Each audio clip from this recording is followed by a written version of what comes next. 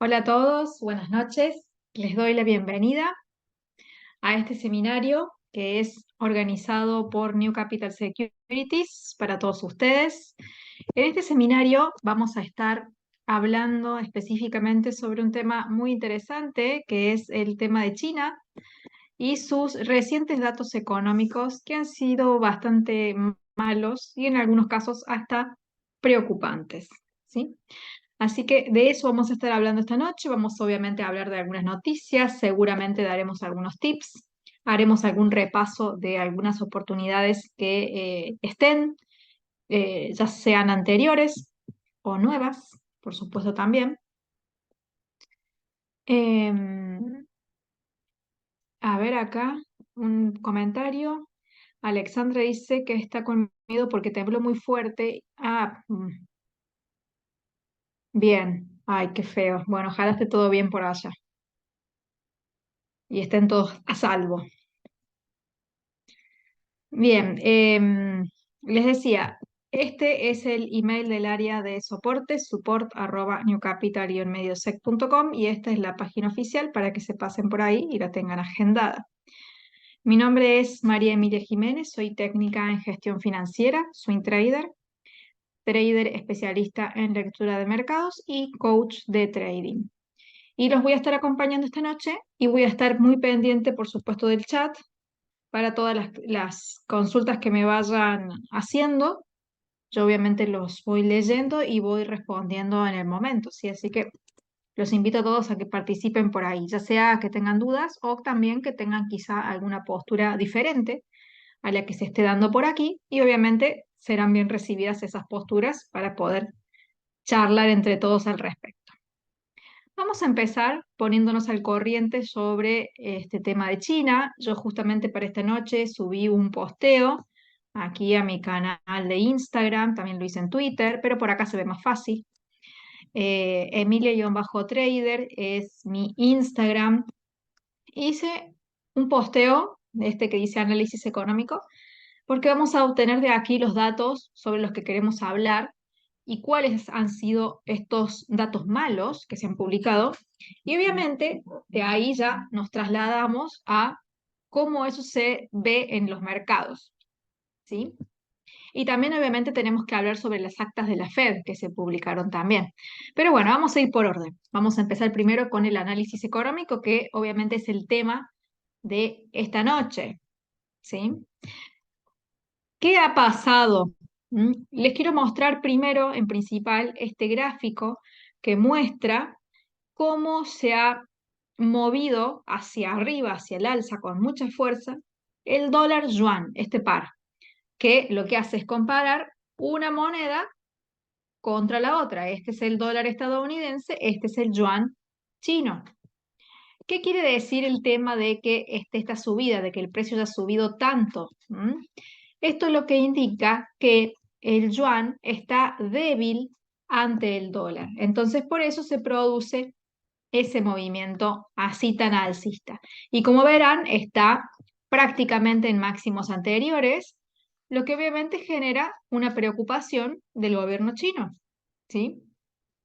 Entonces, ¿qué dice aquí? Que el yuan ha caído mucho frente al dólar porque hay datos decepcionantes sobre la recuperación económica de China. Además, el PBOC, que en este caso son las siglas del Banco de China, el Banco Central sería, ha venido recortando las tasas de interés porque el objetivo de todo esto es poder reactivar el crecimiento económico. ¿Mm? Pero el hecho de que reduzca las tasas de interés, lo único que hace es fomentar esa devaluación del yuan con respecto al dólar, ¿sí? Pero bueno, como ustedes saben, se los he dicho en reiteradas oportunidades, en la economía siempre hace falta una balanza. Acá está la balanza, acá están los platos, y vamos poniendo elementos acá y tenemos que también poner otros por acá porque tenemos que tratar de mantener ese equilibrio y es muy difícil. Entonces, por un lado, no quieren que el yuan se devalúe, pero tampoco quieren que la economía se frene. Entonces, Bajan las tasas para que la economía se acelere, pero eso implica que el yuan sea menos atractivo. Entonces estamos en esa balanza que estamos siempre. Pero bueno, la economía es así. Bien. ¿Qué ha pasado también? Las principales firmas financieras, con esto se refiere a bancos, han intercambiado dólares estadounidenses por yuanes. ¿Qué es lo que han hecho? Han intervenido. Nada más que esta intervención no ha sido tan grande, porque si no el precio habría bajado de forma sostenida, pero no lo ha hecho. Hay que ver también el grado de intervención. ¿A qué se refiere con eso? Que en China, aquellas personas, o en este caso bancos, que tenían dólares, los vendieron y a cambio de eso, ellos mismos compraron yuanes con esos dólares. Al vender los dólares, se genera más oferta, por lo tanto el dólar debería caer. Y al comprar con esos dólares vendidos yuanes, se debería crear una fuerza de demanda, lo que lo haría recuperarse. Entonces, cuando los países hacen estas intervenciones donde venden la moneda que está fuerte y compran la moneda que está débil, que generalmente suele ser la propia moneda de ellos mismos, se dice que están interviniendo en el mercado y generando demanda ellos mismos, con el objetivo de que esto, en este caso el yuan, no se devalúe tanto en frente del dólar. Bien, esto también lo ha hecho Japón, que lo hemos hablado en otras oportunidades. Es exactamente lo mismo. Pero está bueno reiterar estos ejemplos para que ustedes se acuerden de lo que estamos hablando cuando hablamos de intervención. ¿Mm? Pero para intervenir hay que tener dólares y no todos los países tienen esos dólares para hacerlo, ¿sí? Porque se pueden quedar sin reservas y eso es peor. Y si quieren les doy un hermoso ejemplo que lo tengo por acá, no lo voy a buscar. Mi querido país, donde acá ustedes pueden ver el dólar frente al peso. Y miren ese gráfico y miren la fecha, estamos hablando desde el año 2014. ¿Mm? Parece una montaña rusa, pero el tema es que siempre sube y nunca baja. Acá no hay dólares, entonces es imposible vender dólares para comprar pesos.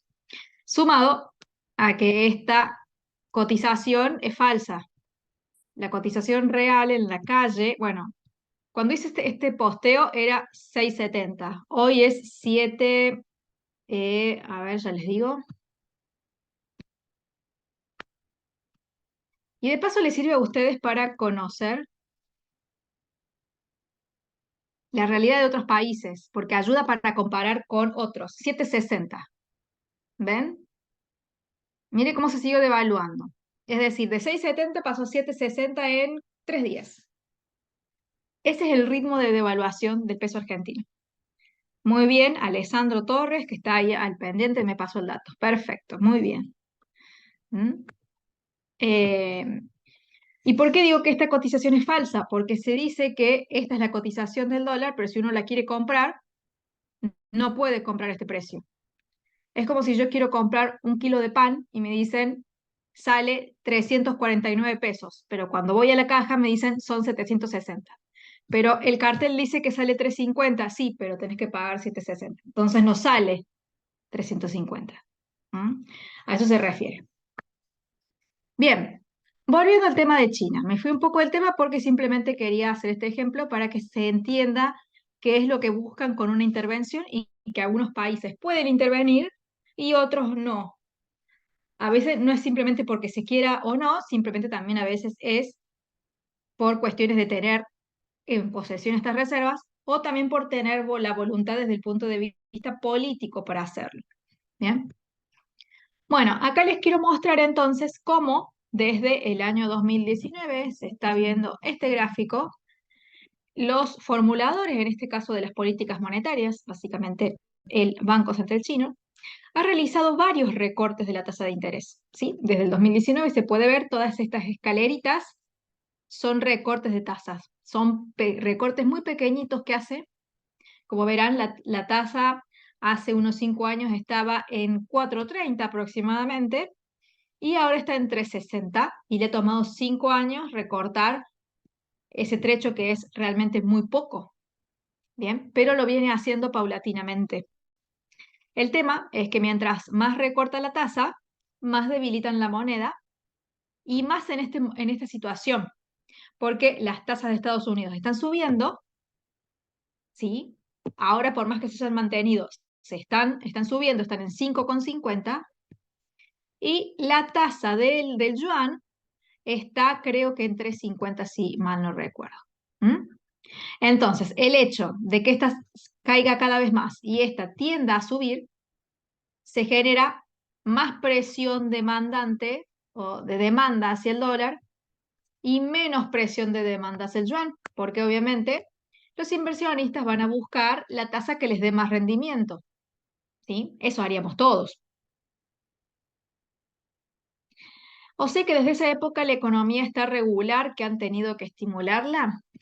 Las economías están mal en general o se han puesto malas desde la pandemia, ¿sí? Porque miren acá empiezan más las caídas y recuerden que la pandemia se hizo general en el 2020, pero China empezó a tener problemas antes con la pandemia, o sea, con el virus, digamos.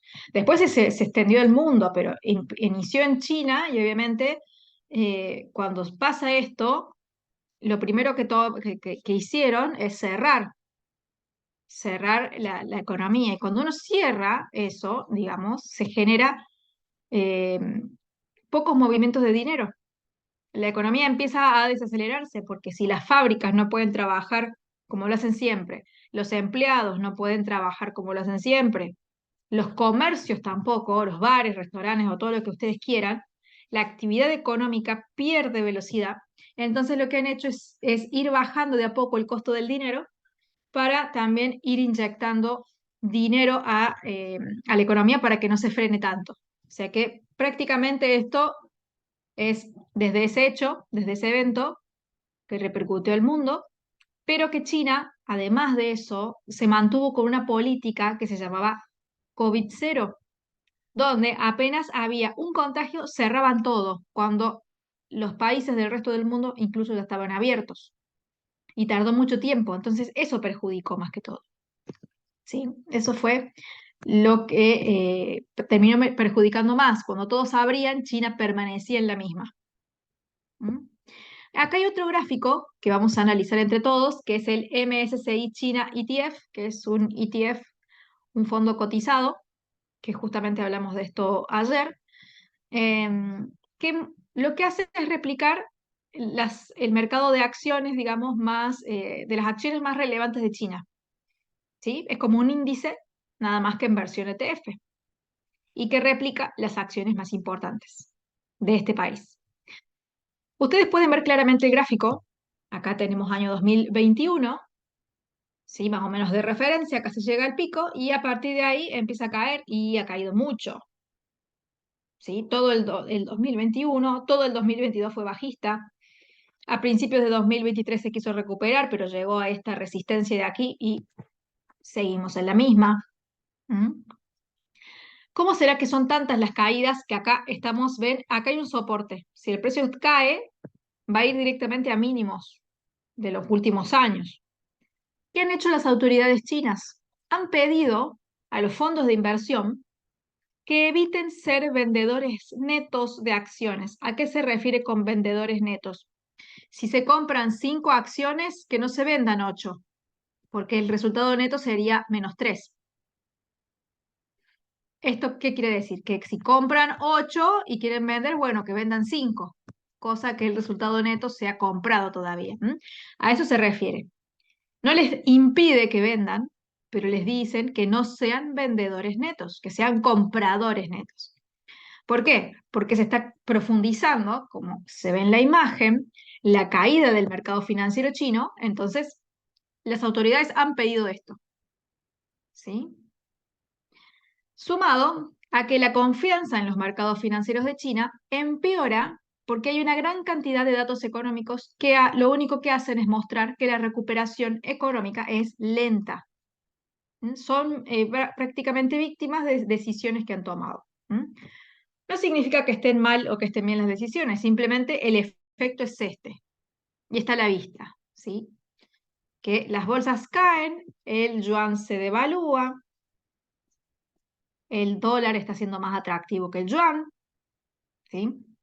A pesar de todas las caídas que tuvo el dólar, no le pudo ganar el yuan al dólar. Y acá les voy a mostrar los últimos datos económicos que han salido en estas últimas semanas, que han sido los malos y que han ido preocupando. Acá tenemos una compilación de datos que se publicaron en diferentes días, ¿sí? Y están remarcados en ese recuadro turquesa celeste aquellos que más alarmaron.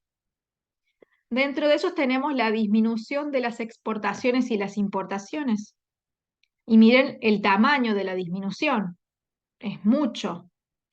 Bien. Menos 14% y menos 12%. Esa es la disminución. ¿Qué significa que se disminuyan las exportaciones? Que se disminuyen las ventas que China hace al exterior. Y si China vende, gana dinero. Bueno, está ganando menos dinero, está facturando menos porque vende menos productos y servicios al exterior. Y por otro lado, está importando menos. Es decir, que gasta menos dinero también en compras. Pero en los países en general, las importaciones sirven para comprar quizá algunos elementos que no se fabrican en ese país para luego producir otro producto que después terminan exportando, ¿sí? Es decir, que básicamente las importaciones terminan siendo un corazón, en algunos casos, de las exportaciones, porque compran algún producto y con ese producto construyen el otro producto que van luego a exportar. No todos los países funcionan igual, pero generalmente sí. Algunos más, otros menos. Hay países que son muy dependientes de las importaciones porque no son capaces de producir sus propias cosas y hay otros que son menos dependientes porque tienen una buena fábrica, una buena industria desarrollada de diferentes insumos. Bien, bien, otro dato que fue relevante es la inflación. Miren, la inflación la tenemos en 3, un 0,3% negativa, o sea que ya ni siquiera tienen inflación al consumidor. La inflación al productor, menos 4%. O sea, las inflaciones son negativas, significa que el país no está acelerado, al contrario, está totalmente desacelerado y con riesgo a deflación. ¿Sí? Igual no todo está tan mal. O sea, son datos malos, pero hay otros datos que no son tanto. Pero el tema es que generan preocupación. Después, otro que salió malo o en caídas con respecto al anterior, de 4,4 a 3,7, el índice de producción industrial anual. El otro que también generó preocupación son las ventas minoristas. La cantidad de ventas que se hacen al por menor, obviamente al ciudadano, son cada vez menos. Y la tasa de desempleo aumentó levemente, pero está en un nivel que si sigue subiendo ya va a ser una tasa de desempleo preocupante. Todavía no lo es, pero si sigue subiendo, sí. ¿Alguien tiene alguna duda? A ver si alguien tiene algo para consultarme. ¿Se considera deflación cuando ha pasado cuánto tiempo de ese ritmo? Se le suele, tanto en la inflación como en la deflación, tiene que ser al menos un año. Pero obviamente también depende del ritmo. Si las caídas son muy bruscas, ya la economía se desacelera mucho, y si las subidas son muy grandes, ya la economía también se infla demasiado. Bien, pero generalmente es un año de caídas generalizadas en los precios o de subidas generalizadas en los precios. ¿Por qué me refiero a generalizadas? Porque que suba o que baje el precio del aceite nomás de girasol y los otros productos no, bueno, es ese activo o ese producto que tiene un problema, pero si ahora todos los precios de la economía tienen un comportamiento así, eso ya es otra cosa. Bien. Bueno, acá les voy a mostrar entonces a nivel estadístico, digamos, los precios, los indicadores, perdón, de diferentes temas. A ver. Acá me pregunta Alessandro, ¿cómo va a impactar esto en el mediano plazo? Bueno, el problema es que China es la segunda economía más grande del mundo y que si esta economía, que es tan poderosa, está en una situación de debilidad, lo que hace es que va a ir contagiando al resto del mundo y se va a ir generando de a poco menos demanda en las materias primas. Se va a producir menos y vamos a tener que una economía que no demanda tantas materias primas al resto del mundo va a generar menos exportaciones en los países que le venden, ¿sí? O sea, China tiene un papel de que es un gran importador, pero para importar tiene que comprarle a un país exportador. Si las importaciones disminuyen, el país que vende empieza a tener menos dinero, menos ingresos, y quizá le afecte a su balanza comercial. ¿Sí? Todo esto pasa porque estamos en un mundo globalizado donde todos los países dependen de otros en cierta medida, ya sea por ser proveedores o por ser clientes. Todos los países son proveedores y clientes a la vez de otros, de varios a la vez. Y ese es el problema. Y sumado a que no estamos hablando de un país cualquiera tercermundista que está en el fin del mundo, como Argentina, sino que estamos hablando de China, que es una economía enorme y muy importante. Sumado a que es la que demanda más materias primas en el mundo. ¿Mm? Miren aquí las ventas minoristas. Obviamente, acá, bueno, fueron muy malas, subieron, pero las están cayendo en picada de vuelta, las ventas minoristas. Miren la inflación, se ha estallado contra el piso, ha roto el suelo directamente. Es tremendo el tema de la inflación. Las materias primas que sean más demandadas van a tender a tener tendencia bajista porque su demanda no va a ser tan fuerte. No todas las materias primas, sino las que sean más demandadas por China. Para eso deberíamos buscar en diferentes materias primas. En Wikipedia hay muchas tablas de eso. O podemos poner importaciones de China y salen ahí las materias primas o qué es lo que más importa o más exporta. Ahí lo pueden encontrar. Es más, si tenemos un tiempito, después lo vemos. Vamos a seguir por acá. Miren la producción manufacturera, que viene también con caídas. La producción industrial también. Son leves, no es tanto para preocuparse, pero es interesante. Lo que todavía está dentro de todo bien es el crecimiento del PBI. Vean que en los últimos tiempos ha crecido y que está en un 6,3 en julio. Hay que ver cómo sigue de acá para adelante, pero todavía este dato está bien, no está mal. ¿Mm? Está mostrando un crecimiento. Entonces no es que China está destinada a una crisis, no. Pero sí hay datos que son preocupantes, ¿sí? Datos que salieron malos y que generan incertidumbre en el mercado. Acá me dice Sonia que supone que las criptos serán más castigadas aún, ya que son de alto riesgo. Y es lo más seguro. Todo lo que pase, perdón, es lo más seguro que pase. Eh, Todo lo que es renta variable es tomado como alto riesgo y las criptomonedas son de más alto riesgo todavía. Por eso es que si hacemos un repaso por renta variable, a ver, acá tenemos el Standard Poor's 500 a la baja. Estos son bolsas de Estados Unidos. Dow Jones a la baja. Nasdaq a la baja. Si buscamos el índice mundial, es decir, el MSCI World, que a ver dónde lo tengo, acá, a la baja. O sea, las bolsas del mundo están cayendo. Si este índice cae, significa que las bolsas del mundo caen. Algunas más, otras menos. Obviamente no todas caen igual, pero en promedio caen, ¿sí? Y este gráfico no tiene nada que ver con las bolsas chinas, que están pero mucho peor. Pero en promedio, el mundo, las acciones en el mundo están cayendo. Vamos a ver el VIX, que es el que mide el miedo, La volatilidad y el pánico del Standard Poor's principalmente está al alza.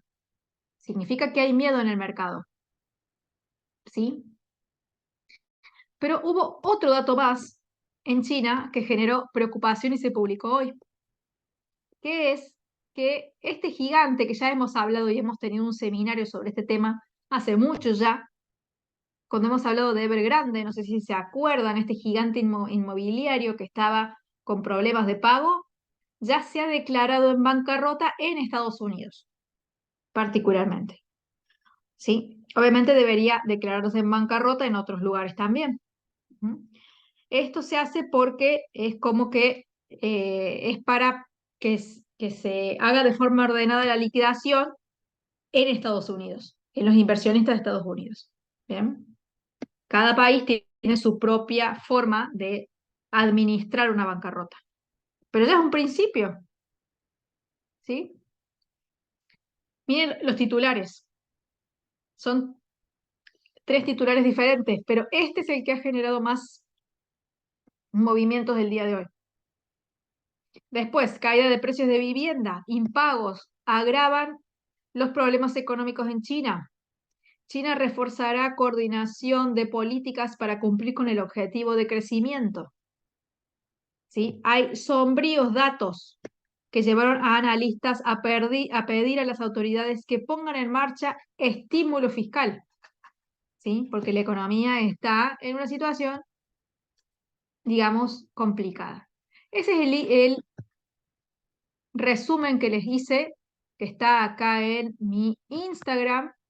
Se los hice hace un rato nomás, ahora sé cuánto, hace 2 horas lo subí, para poder explicar de forma más fácil y no olvidarme de ningún punto. Entonces hemos abarcado la inflación, la producción industrial, el PBI, las ventas minoristas y varias cositas para mostrar entonces cuáles son los problemas, las bolsas de China, el yuan y por qué todo se mueve así. Acá me preguntan si podemos ver el Hansen. Sí, así se escribe. A ver. HSI es el memotécnico, acá lo tengo. El Hansen también está bajista, nada más que este es principalmente de Hong Kong.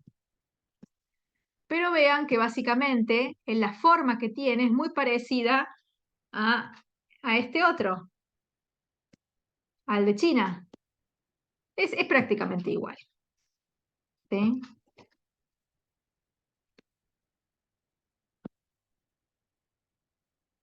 Y vean, miren ese rebote, este último que hizo acá,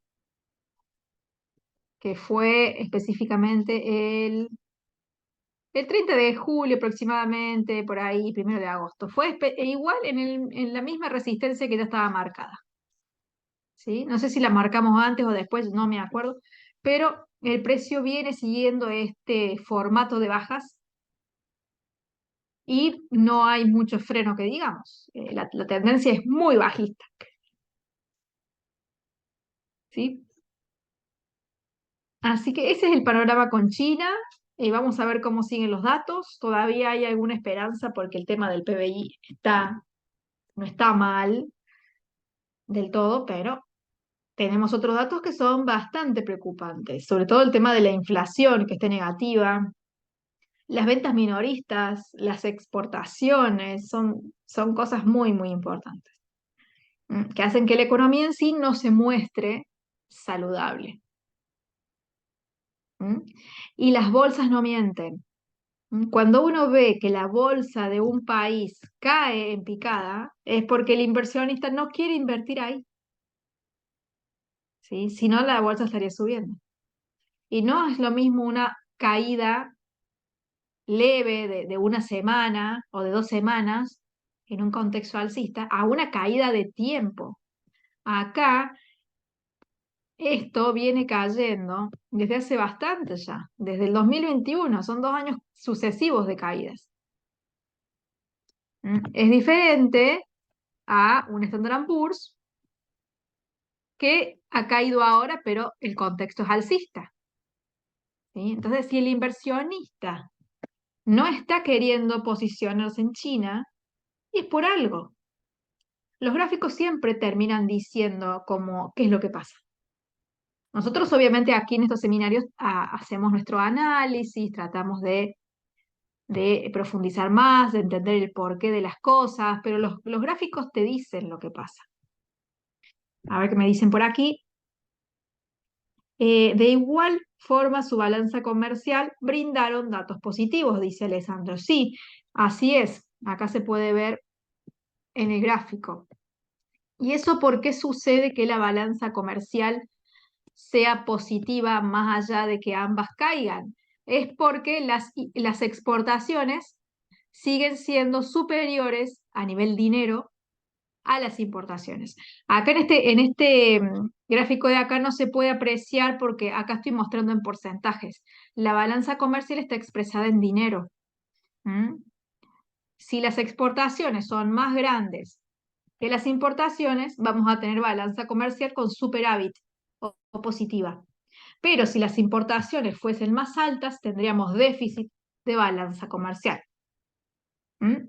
¿Qué quiere decir? Que todavía China, más allá de que caen ambos puntos, todavía vende más de lo que gasta en comprar.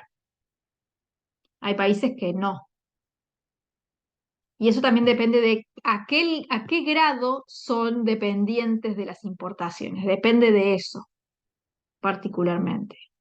¿Mm? Pero sí, es buena la observación, pero significa eso. ¿Mm? ¿Alguien tiene alguna otra pregunta?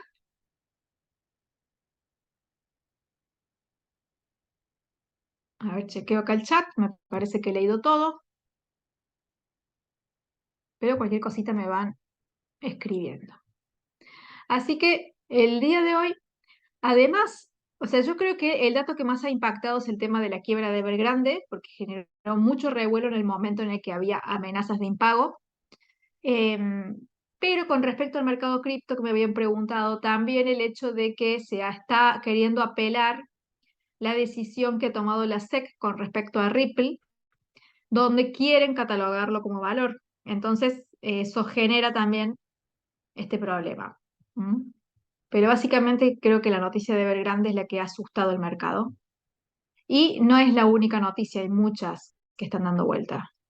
Sí, el tema de cómo las agencias han descalificado, le han bajado la categoría de calificación a los bonos soberanos de Estados Unidos, peligran los bancos, las tasas que siguen subiendo y las minutas de la Fed que siguen mostrando una línea dura, que las vamos a ver ahora. ¿Qué acciones componen el índice de China? Sí, eso lo vemos como lo hacemos siempre aquí ¿cómo se llama? En Investing. Vamos a mercados, índices, ponemos, que no me sale acá, vamos a poner índices mundiales. Lo que hacen es buscar el índice que ustedes quieran, vamos a poner Asia, y ven los componentes. ¿Mm? Acá hay varios, pero podemos ver, por ejemplo, el China A50, que es el que muestra el MSCI, ese que les mostré. Si no, pueden ver otros más por acá, la de Shanghái. Mm, no me figura el Hang Seng, capaz que me figura en otro lado. Acá está, porque el Hang Seng es de Hong Kong, recuerden esa pequeña diferencia. Pero bueno, buscamos en componentes aquí, vamos con este, vamos a buscar también acá, y de esa forma vamos a ver qué acciones componen cada índice, ¿sí? Son muchas. Obviamente no vamos a conocer a todas, porque hay empresas que son de China y que no son internacionales, como el Banco de Beijing, el Banco de China, no están, por lo menos en mi país no están. ¿Mm? Y hay otras empresas que sí son más conocidas. El ICBC sí es un banco que está en mi país, sí lo conozco. Después, mira, acá no veo ningún otro, a ver acá en el Hansen. Bueno, Alibaba sí es conocida, Baidu también, Budweiser también, China Mobile también lo he visto. Y bueno, y así van viendo. Bueno, Xiaomi, que todavía no lo veo, pero he tenido teléfonos Xiaomi, me parecen espectaculares. Acá, Xiaomi. ¿Mm? PetroChina, JD, HSBC. Y bueno, acá van viendo ustedes. ¿Sí? Ya sea que vean el FTSE 100, perdón, el FTSE de China, que es este, o que vean el Hang Seng, ambos están compuestos por acciones chinas. Así que por eso son tan parecidos. Cuando les mostré el gráfico, eran casi iguales. Los precios son diferentes porque cada uno se compone por acciones distintas y por eso tiene un precio diferente. Pero si veían el gráfico, era prácticamente igual. ¿Sí? No idéntico, pero bastante igual. ¿Cómo pueden saber eso? Comparando los gráficos. Entonces vamos a este, como hicimos ayer, de igual forma cuando dimos a conocer los ETF. Acá en este seminario vamos a poner Hang Seng. Vamos a poner, a ver, esperen que quiero ponerlo con acá, HSI. Vamos a ver si me lo toma con nueva escala. A ver, y miren, díganme si no es igual. Sí, obviamente en esta última parte de caídas es igual, acá quizás no lo fue tanto. Bueno, se me aleja un poco, se me distorsiona cuando lo muevo, pero es muy, muy, muy parecido. ¿Mm? El tema es que cuando superponemos gráficos, líneas, si uno los mueve mucho se empiezan a distorsionar, ¿ven? Entonces hay que tratar de encontrar el punto. Ya cuando uno lo encuentra, ya está. Me está mostrando que son muy, muy parecidos, porque representan el mismo mercado, ¿sí? Al mercado chino. Así que pueden usar cualquiera. Vamos a ver un poquito de las actas de la Fed, que tengo acá este artículo que lo he dejado linkeado en mi perfil de Facebook, Emilia Jiménez Trading. Es esta noticia de aquí, y hace un resumen de las actas. Pero básicamente la postura no ha cambiado mucho. ¿Mm? ¿Qué activo recomiendas operar siendo principiante? Yo te recomendaría algún activo que no sea tan riesgoso. No operes futuros eh, y no operes activos tan apalancados. Te recomendaría que puedes empezar con activos spot, como, ¿a qué me refiero con un spot? Algo que vos compras y lo tenés y lo podés guardar y no importa el paso del tiempo, simplemente tenés que esperar a que ese activo llegue o se revalorice y lo vendas y ganes. No un activo que te cobre todos los días por tenerlo, como los futuros. En este caso con el spot no, es como que vos compras una silla, la tenés en tu casa y algún día la vendés.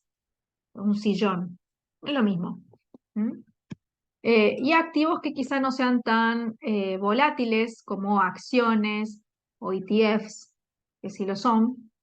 Lo interesante del ETF es que te permite eh, posicionarte como si fuese un índice y vos estás invirtiendo en un mercado completo y podés diversificar en relación a una acción. Si sos muy principiante y no tenés mucho conocimiento, podrías irte a mercados de renta fija, que son, obviamente te van a dar ganancias muy, muy pequeñas, pero son menos arriesgados, hasta que te sientas más cómodo con otros activos. Mm. Cuando uno es principiante, lo mejor es empezar con activos con poco riesgo y que te impliquen poca atención.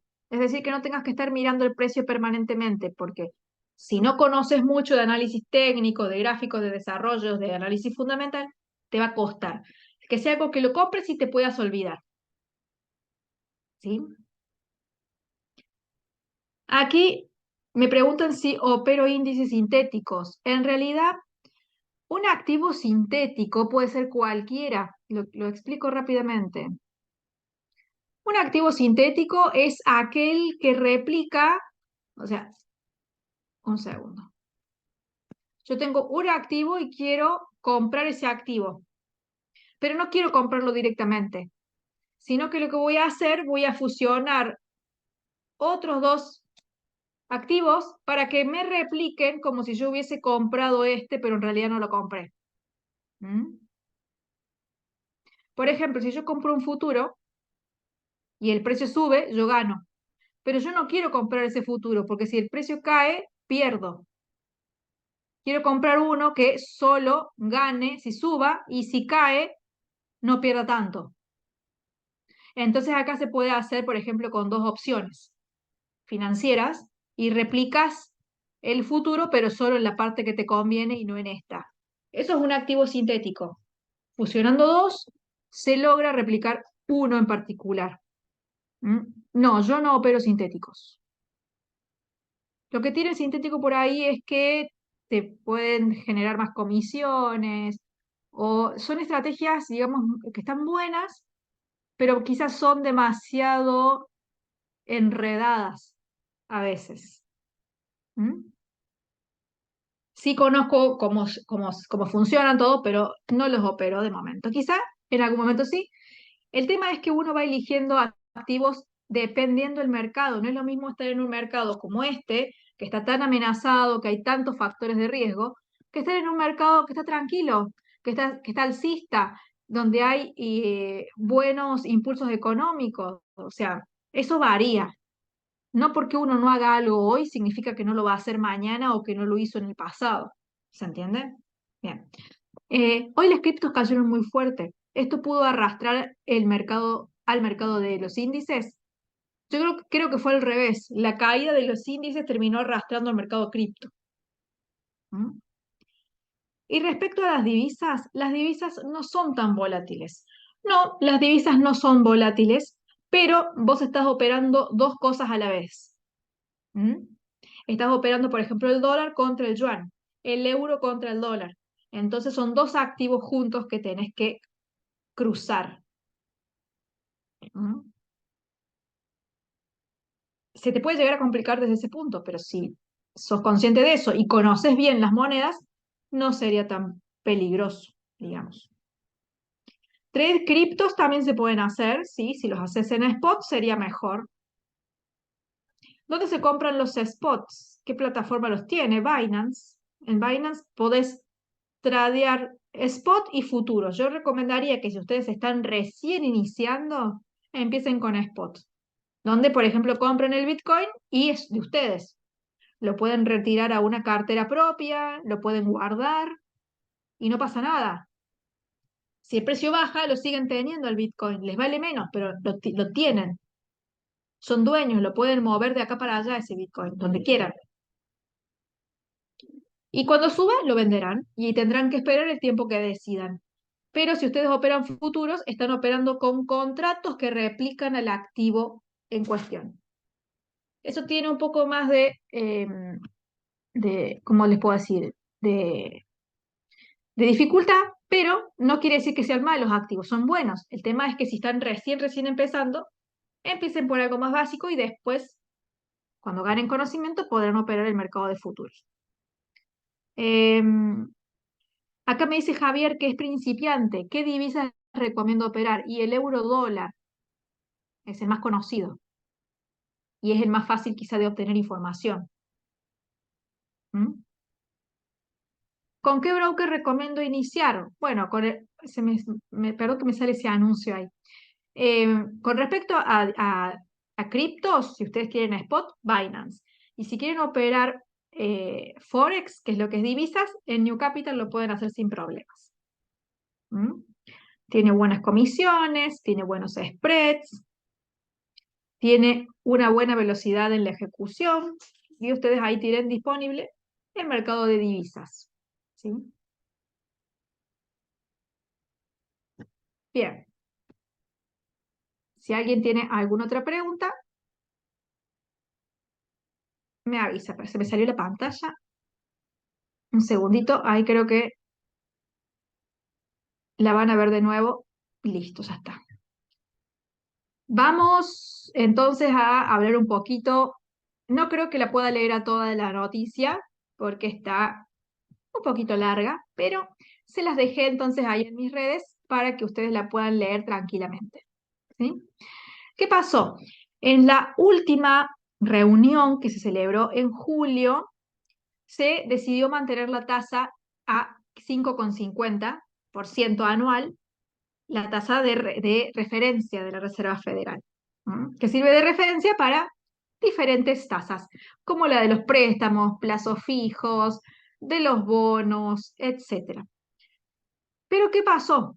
En las últimas minutas, más allá de decidir esto y ver que han reconocido que la inflación general y la subyacente tiene una tendencia a la baja, se ha dicho que los precios todavía se encuentran en un rango que están inaceptablemente altos y que la persistencia de los riesgos al alza todavía es una amenaza, que se requieren más pruebas para confirmar que la inflación se mantiene en el camino del 2%. Y esto fue exactamente lo que les dije ayer. No sé si lo recuerdan.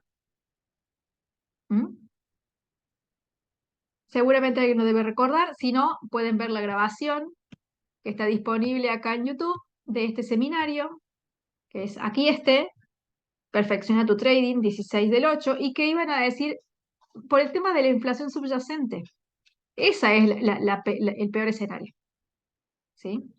Acá Acá Alexandra dice que se acuerda. Acá Sonia dice, plataforma educativa sobre trading en cripto. Acá, en la página de New Capital, newcapitalsecurities.com, que ustedes la pueden ver tranquilamente, hay varios cursos sobre diferentes temas. Y creo que hay uno de cripto. Habría que ver en detalle bien, porque hay más, y creo que tiene que haber alguno de cripto. Ya, después ustedes lo pueden buscar tranquilamente. Y si no, acá en el área de soporte también podemos consultar, pero yo sé que había uno de criptomonedas. No sé si todavía estará disponible. ¿Mm? Y si no, también el tema de que las criptomonedas se pueden tradear con los mismos principios que se pueden tradear los diferentes activos. Cuando uno aprende análisis técnico, es general, lo pueden aplicar a cualquier activo. Después, la parte fundamental, eso sí, ya es propia de cada activo en particular. No es lo mismo analizar el fundamento de una economía para tradear divisas que analizar el fundamento de una empresa para tradear acciones que el fundamento de la blockchain para tradear criptos, porque estamos analizando cosas diferentes. Pero a nivel de análisis técnico que acá se da, es general y funciona para los activos que ustedes deseen. Bien, así que persiste el mismo mensaje. Hay un alto grado de incertidumbre sobre los efectos en la economía del endurecimiento de la política monetaria. ¿Sí? Así que dice que los participantes de esta votación estaban a favor de dejar sin cambios las tasas, pero que consideran mantener el actual grado de restricción por un tiempo, hasta que esto no cambie. Y por supuesto, mientras esto siga así, las presiones eh, en contra de la economía de Estados Unidos persisten. ¿Mm?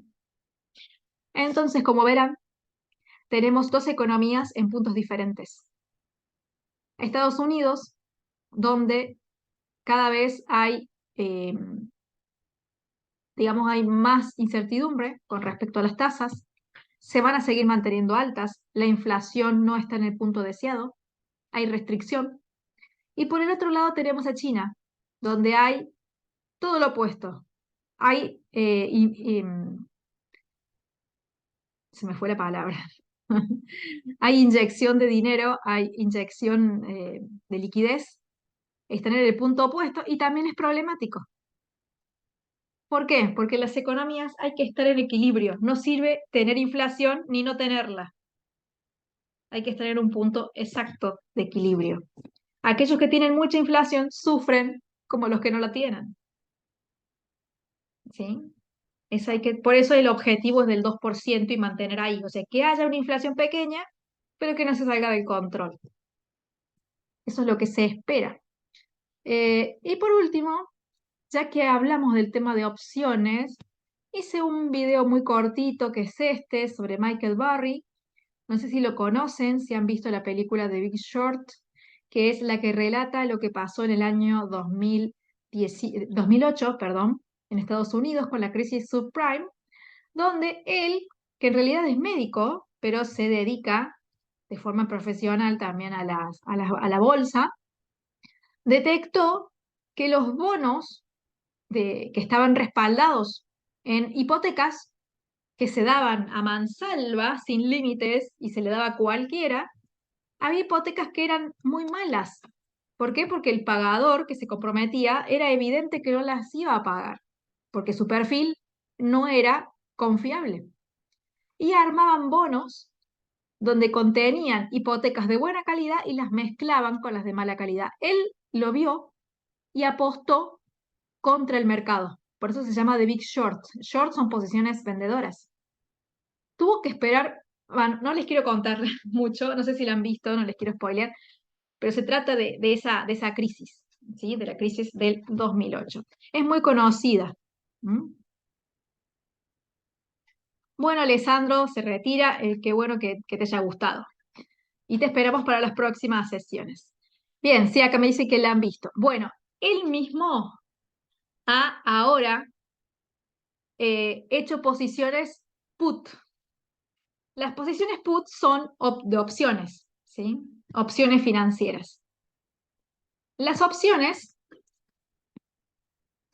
financieras, tienen dos posturas, las posturas call y las posturas put, donde para comprar cualquiera de estas, yo tengo que pagar una prima que es fija en ese momento, ¿sí? La pagué y ya está. Supongamos que son $100. Por decir un número, yo no creo que Michael Barry haya pagado $100, pero digo por decir un número simplemente. Yo pago $100 y esos $100 me dan derecho a que yo ejerza ese call o ese put si los precios se van a mi favor.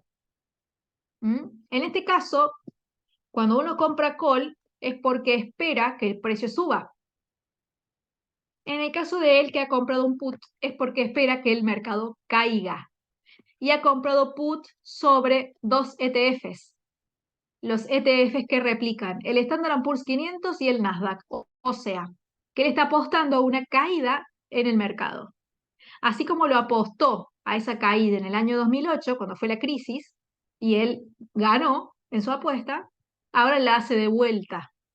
Pero no se alarmen que acá no es una postura tan agresiva como la que hizo en ese momento. La postura put, por más que sea vendedora, es bastante más tranquila y conservadora que la otra.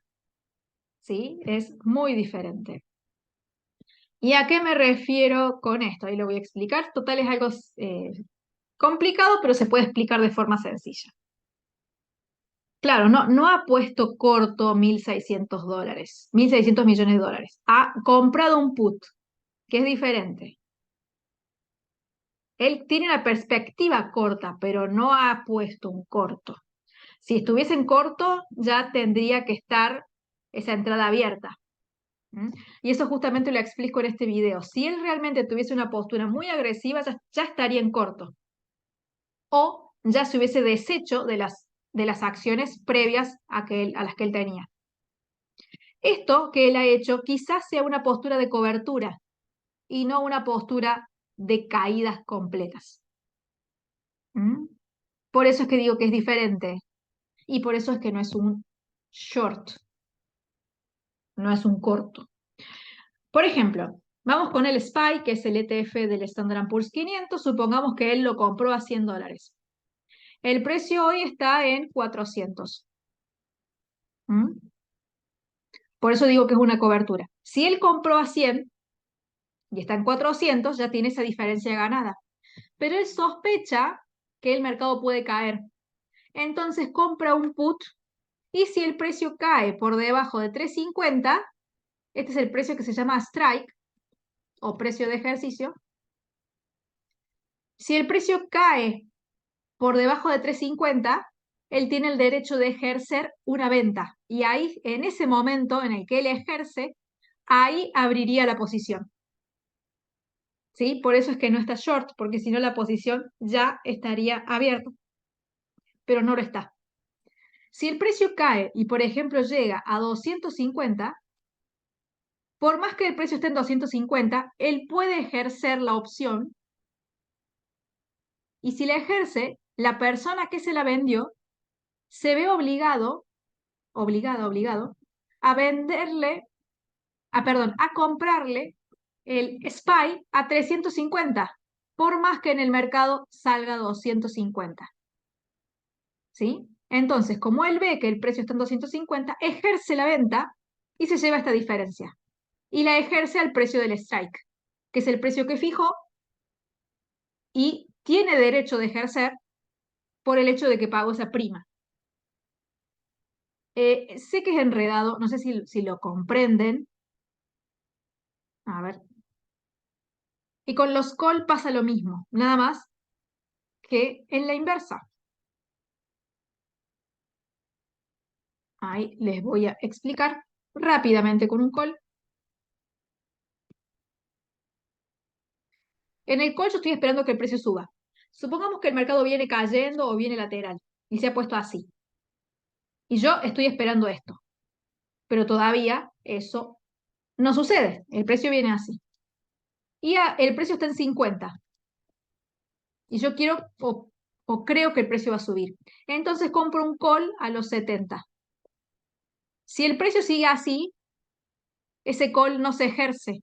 Lo mismo que con el put de Michael Barry. Si los precios siguen subiendo en el SPY, entonces él no va a ejercer ese put, porque no tiene sentido. Y les explico por qué con este call. Explico con call porque las compras son más fáciles de interpretar que las ventas, generalmente. ¿Mm? Y también no solamente es más fácil de explicar, sino que es más fácil de entender por las personas que lo escuchan. Según la hipótesis de Barry, ¿los índices seguirán cayendo? No, lo que pasa es que según la hipótesis de Barry, él cree que van a caer, pero no está convencido, si no, estaría en corto. ¿Se entiende? Porque por eso se llaman opciones, porque está la opción de que ejecutes como de no ejecutar. Vamos acá con los escenarios. El primer escenario va a ser el de color verde. El precio sigue cayendo. Esta opción call no se ejecuta y el precio llega a 30. ¿Por qué no le ejecuto? Porque al comprar el call, pagando la prima, obtengo el derecho de comprar a 70. Pero ¿para qué voy a comprar a 70 si en el mercado está a 30? No ejerzo el call y pierdo la prima que pague, que es un importe fijo y es pequeño en relación a la inversión. ¿Mm? Me olvido. Vamos al otro escenario que lo ponemos en color celeste. El precio empieza a subir y llega a 200. Ejerzo al vencimiento de esa opción o cuando yo quiera, siempre y cuando sean opciones de tipo americana, ejerzo la compra a los 70 porque tengo el derecho, porque compré y pagué esa prima, compro en 70, pero en el mercado está a 200. Entonces apenas compro 70, ya estoy en condiciones de vender a 200 y me llevo esa diferencia. Por eso son opciones. Porque yo acá creo que el mercado va a subir, pero si no sube, pierdo la prima y no ejerzo ese call. Con Barry pasa lo mismo. Si el precio cae, él ejerce el put y gana. Si el precio sube, él no ejerce, pierde la prima, pero sigue ganando con los activos que él ya estaba en largo desde los $100. Por eso se llama una postura de cobertura. Bien, volvemos al ejemplo. Él compró acá los 100, el precio está en 400. Piensa que va a caer y compra un put con strike 350. ¿Sí? Si el precio sigue subiendo, él no ejerce ese put y sigue ganando porque ya estaba comprado desde acá. Y si el precio cae, empieza a ganar. Por eso es una cobertura. ¿Sí? Se cubre ante posibles caídas. Pero como no está del todo seguro, o quizá simplemente quiere ser más conservador, no abre un corto acá. sino que le da una posibilidad al mercado de que quizá siga subiendo. ¿Se entiende la diferencia? Por eso estos son opciones. Opciones financieras. Es un poquito complejo, eh, pero bueno, de a poquito lo vamos a ir viendo. Eh, Ayer empezamos a ver ETFs, hoy vimos opciones. Hay tantos activos, están los spot, los futuros, todo lo que tiene que ver con los derivados financieros, los bonos, las letras, las obligaciones negociables, las acciones, eh, los warrants, qué sé yo, no sé, los certificados, los contratos por diferencia, hay de tantos, y todos son activos financieros, pero los vamos a ir viendo de a poco porque es mucho, y de a poquito vamos a ir eh, entendiendo, ¿sí? Hoy les expliqué opciones para que entiendan y no se alarmen con esta eh, jugada que ha hecho Michael Barry, ¿m? Porque quizás está simplemente cubriendo. Yo no lo veo tan agresivo porque las opciones son así. Te das la opción de que pase como de que no. Cuando uno está convencido, compra o vende. ¿M? Está cubriendo las posiciones de capital en acciones. Claro, eso es lo que yo creo. Igual, el tema es que se ha publicado esta operación, pero no tenemos ni el strike ni la fecha de vencimiento. Quizá el precio nunca toque el strike o quizá la opción se le vence antes y no la ejecuta. Como no sabemos esos datos que son tan relevantes, podemos sacar miles de conjeturas, pero quizá ninguna de las que saquemos sea correcta, porque no tenemos toda la información. Y el vencimiento de la opción y el strike son datos ultra necesarios para entender qué quiso hacer. Pero no están y no lo vamos a saber.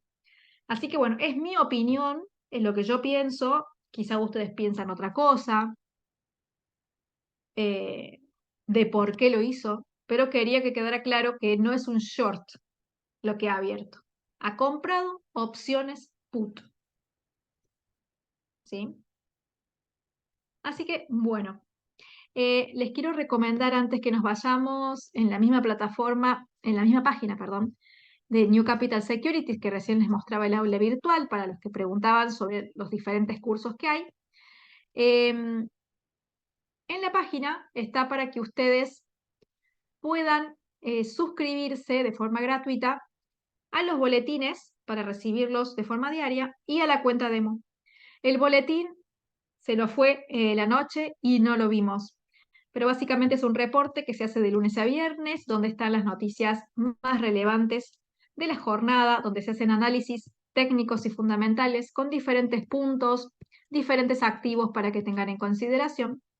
Y la cuenta demo es esta, MetaTrader 4, que también es gratuita, que les recomiendo que la bajen, la descarguen, haciendo clic acá en obtener, para usarla a diario y poder ir de a poquito aprendiendo cómo simular operaciones. ¿Bien?